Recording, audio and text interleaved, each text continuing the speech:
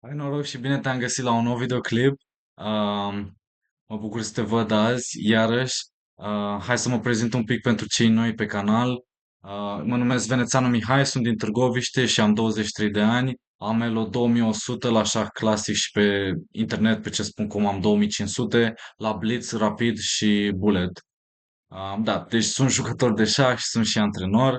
Și astăzi, hai să facem un exercițiu ceva diferit, ceva interactiv, foarte frumos, părerea mea. Pune pauză la videoclip și scrie mai jos în comentarii cu cine e partida de astăzi. Hai să-ți dau câteva indicii. Este cineva care începe cu litera C și este maestru internațional. Și s-a jucat la Grand Prix anul trecut în 2024, etapa 1. Ok? Deci, da, dacă ai dat pauză la videoclip, foarte bine. Dacă ai scris și comentariu mai jos, perfect. Ok? Pot să minimizez ecranul acum și mai bine arăt decât să zic. Răspunsul corect este Costache Mihnea. Da, o să arăt cum am pierdut cu el. Parcă sună un pic ciudat cum am pierdut cu el. În fine, oricum e ceva un pic natural. Diferență de el, aproape 450 de puncte. Și s-a jucat în runda a șaptea, la masa 22. Ok, n-am jucat chiar atât de rău, dar înainte să-ți arăt partida, hai să vedem ceva interesant. Um, Vreau să-ți arăt niște poze. N-am găsit poze cu mine de la turneu, dar am găsit poze cu niște copii. Și pentru cine nu umple, cum să zic eu, cui nu-i aduce un zâmbet pe buze când vede poze cu copii. Da? Și foarte fain. Foarte, foarte frumos. Foarte, foarte tare. Da? Ok. Și acum putem să ne întoarcem la partidă și sper că se aude. Am uitat să fac test dacă se aude sau nu. Ok, o să mă bazez că se aude, deci hai să dăm drumul la partidă. Dacă nu, oricum o să mai înregistrez alt videoclip, nu e problemă. Deci mi-am jucat D4 și partida începe chiar aici. Cal F6, cum e natural. Și am jucat T6, un pic diferit de gustul meu. Trebuia să joc G6 și să joc Grunfeld. Efectiv, trebuia să joc efectiv pregătirea. Mă rog, nu prea mi-aduceam aminte de foarte multă teorie. Și E6, cal F3, desigur că știu teorie și aici, cunosc variantele, cal C3, varianta cu 3 cai și aici poți să joci și nebun B4, Ragozin, poți să joci nebun E7 cum am jucat eu, poți să joci cal BD7, dar mai mult sau mai puțin e cam același lucru. Poți să joci și de la C4, iar la E4 să joci nebun B4 și e un sacrificiu aici cu cale 4 și așa mai departe. Și rocada mică și etc. Poți să studiezi și variantele astea. Dar eu am jucat nebune 7, mai pașnic, mai pasiv, mai natural. Nebun G5, logic. Poate să joace și nebun F4, este și asta o linie. Dar nebun G5, rocada mică, E3, H6. Am studiat poziții de genul și se juca intens între Kasparov și Karpov. Nebun H4 și aici acum ne dezvoltăm. În primul rând avem o problemă cu nebunul de câmpuri albe și trebuie să o rezolvăm imediat. Desigur că putem să începem și cu calbe la D7 sau cu pion la C6, dar eu am preferat pion la B6 ca să scot imediat nebunul.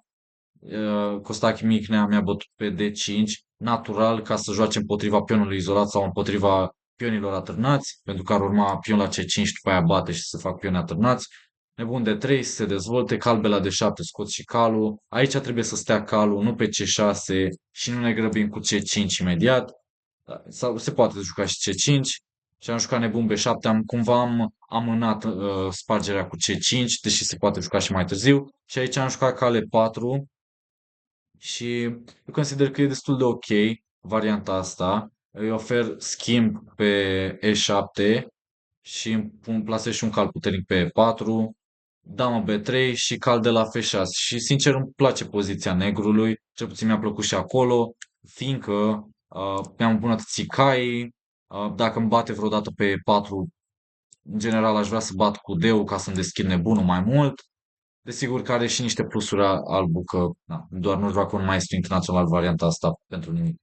Nebun B1, na, ca să deschidă coloana D și să joace repede pe ceas. Juca foarte repede Costachi și aici am jucat turna C8 care este o inexactitate, aș clasifica-o eu. Probabil că trebuie să încep cu A6 și o să vezi de ce, pentru că după turna C8 nebun B5 și deja am niște probleme pionul A7 și nu pot să mă întorc cu tura asta înapoi pentru că pică pe C7.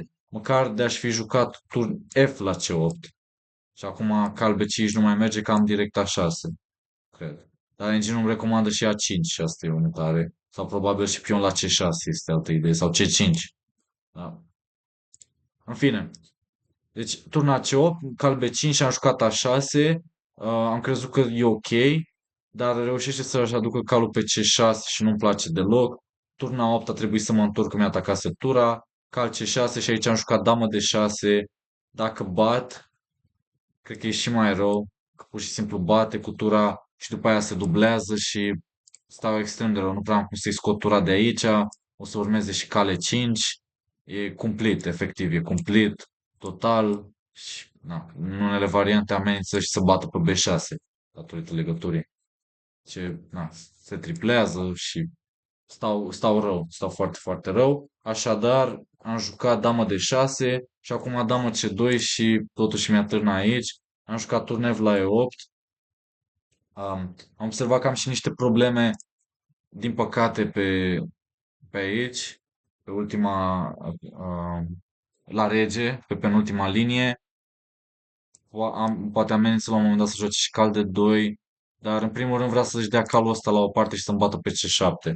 Ar avea poate un pic sens să joc și turnev la C8, dar stau un pic cam nasol cu turele și nu văd cum îmi îmbunătățesc poziția. Probabil ar trebui să stau pe loc. Și în timp ce el poate să joace cal fel la E5 și pion la F3 și din nou e cumplit, e destul de nasol. Doar ca să dau un exemplu, să zicem că joc ceva ciudat, F3, cal G5, ce joacă aici? Vine cu cealaltă tură, poate să vină, dar pur și simplu are un plus pe minus foarte consistent. Ceea ce, na, poate era de indicat, turna C8 și turne 6, cal fel la E5 și am îmbunătățit poziția maxim, deci așa joacă un maestru și îmbunătățește toate piesele. Da? Cal de 7 am încercat să-i schimb calul, cal la 7 de aici se pare că dau un pion. Um, Da, și înainte, după turne 6, la cala 7 aveam o idee. Care era ideea? Nu mai amintesc 100. Că joc asta, turna 7 și dacă îmi bate, bat pe A7. Adică bat întâi pe C7 și după aia bat pe A7. Iar aici, pe cal de 7, are niște amenințări puternice. Da, o să-mi atârne și calul și nebunul și tot. Și tot am jucat turna 8, am intrat pe varianta mea. Și problema e că acum, față de varianta de mai devreme, acum mi-a târnă calul. Deci am bătut dama și am bătut pe E5, dar poate să bată pur și simplu pe B7, presupun. Dar n-a făcut asta și na, e nasol.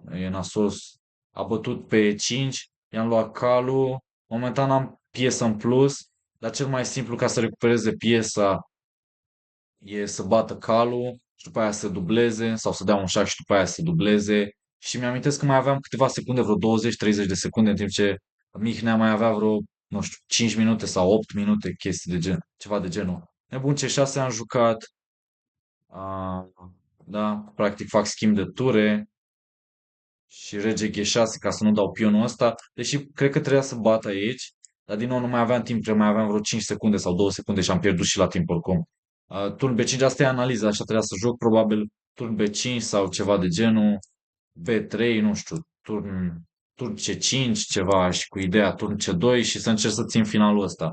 În fine, dar rege G6, turn B6 și mai aveam vreo 5 secunde, 10 secunde, am jucat B5, turn A7, H5 și mi-am dat seama că aici stau extrem de rău, că nu pot să iau nici măcar pe 5, dar s-ar putea la un moment dat, nu știu, să-i bat sau să joc, nici nu știu ce aș putea să joc, să joc turn B6, B4, chestii, B3 dacă apuc, habar n-am. Sau să fac schimb de pion și să joc turn C5. Ideea e că trebuie să-mi activez tura. Turn C6 am jucat B4 și aici mi-a căzut steagul, am pierdut la timp, dar oricum am o poziție foarte rea. Um, da, ar trebui să fac un pic schimb de pioni pe aici. Probabil nici turn C6 nu e cea mai exactă. Ar fi trebuit să joc, îmi imaginez, B4, dar la B4, turn B7, pot să joc A5 și eventual turn A6. Sau, na, nu mai are turn A7 că pot să bat și la turn B5 am turn A6, eventual și nu știu. Încerc să joc rege F5, rege E6, asta e ideea, asta e planul. Și încerc să lupt pentru remiză. Dar mă rog, mi-a căzut steagul și aveam și poziție mai rea, pion în minus, dar da. Deschiderea n-am jucat-o rău, dar jocul de mijloc l-am jucat extrem de rău. Cam asta e partida și acum ca să fac imaginea mare și să termin videoclipul, um, să luăm aminte niște chestii din partidă, niște învățături, niște lecții, că de asta prezint partida și seria de partide pierdute. Deci ce învățăm de azi? Uh, să fim un pic pregătiți de acasă, deci deschiderea am avut-o destul de bine pregătit, pentru că am studiat multe cărți de-a lui Kasparov și meci pentru titlul mondial, unde juca cu negru, Kasparov în variantele astea și Karpov și, mă rog, foarte bine cunoscute. Deci să fim pregătiți în deschidere, să avem grijă la jocul de mijloc, uneori trebuie să mutăm mai repede, deci cred că dacă ar fi să luăm un singur lucru de pe partida asta, din partida asta, e să luăm decizii mai repede, să mutăm mai repede, să ne mișcăm mai repede, să jucăm mai simplu, mai natural, mai clar, exact cum a jucat Costa Mihnea, exact cum a jucat un maestru internațional. Mutări simple, decizii rapide și punem presiune pe adversar, și pe chat și pe tablă. Da. Și cam asta e partida, cam asta e analiza, cam asta e concluzia. Sper că v-a plăcut și ne auzim data viitoare. Da? Dacă vrei să mă susții în vreun fel, știi ce ai de făcut. Doar îți reamintesc, poți să dai like, comment sau subscribe dacă nu ești abonat la canal, sau share, etc. Și, mă rog, doar am reamintit, simte-te liber să faci ce vrei sau nimic dacă nu ți-a plăcut videoclipul. Dacă nu ți-a plăcut, poți să dai dislike. Așa. Bine. Ne auzim data viitoare și ai grijă de tine. Multă sănătate. Ciao.